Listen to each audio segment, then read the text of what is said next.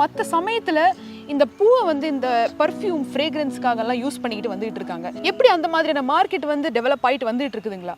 அதாவது நான் வந்து தமிழ்நாடு விவசாயிகள் சங்கத்தினுடைய மாவட்ட செயலாளராகவும் இருந்து செயல்படுகிறேன். இந்த விலையில்லாத காலங்களில் விவசாயிகள் அனைவரையும் கூட்டுக்கு சென்று மாவட்ட ஆட்சித்தலைவரை சந்தித்து, ஐயா தாலுகா வாரியாக நீங்கள் ஒரு சென்ட் கம்பெனி திறக்கணும், ஏன்னா பூ இல்லைன்னா எந்த தாலுகாவில் அதிகமாக மதுரை மாவட்டத்தில் உற்பத்தி இருக்குதோ அந்த தாலுகாவிலையாச்சும் ஒரு சென்ட் கம்பெனியை திறங்க அப்படின்னு பல தடவை சொல்லிட்டோம்.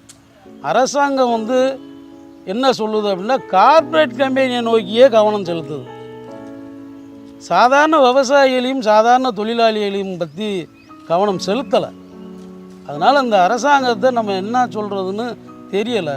அதாவது மழை காலங்களில் பூ விளைய போகாது, மழையாக குமிச்சிரும், ரோட்டில் உப்பு குமிச்சது மாதிரி குமிச்சு வச்சுருவாங்க. நாளைக்கு தர்றேன் என் பையன் தூக்கிட்டு ஓடு அப்படின்றவான் அந்த commission. Pass Vala, be the pass.